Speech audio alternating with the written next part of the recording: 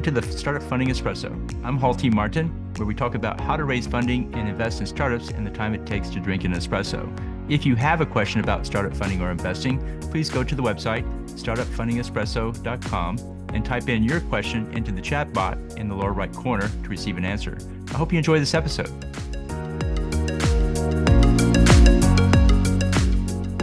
Hello, this is Hall T. Martin with the Startup Funding Espresso, your daily shot of startup funding and investing. Early-stage investments require follow-on funding to reach a substantial size, providing a return to the investors that justifies the risk. Here are the odds that a startup will raise their next round of funding. After the first round, about half go on to raise a second round.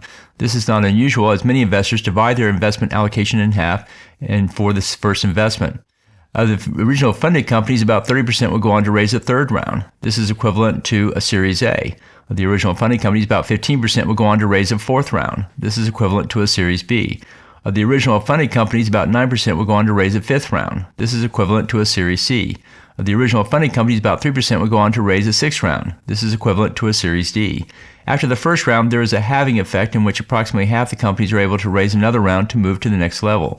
Overall, about 70% of the companies will not make a return to their investors through lack of an exit.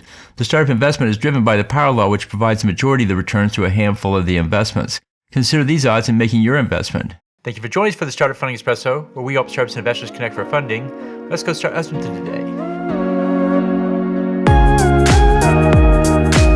Hall T. Martin is the director of Investor Connect, which is a 501c3 nonprofit dedicated to the education of investors for early-stage funding. All opinions expressed by Hall and podcast guests are solely their own opinions and do not reflect the opinion of Investor Connect. This podcast is for informational purposes only and should not be relied upon as a basis for investment decisions.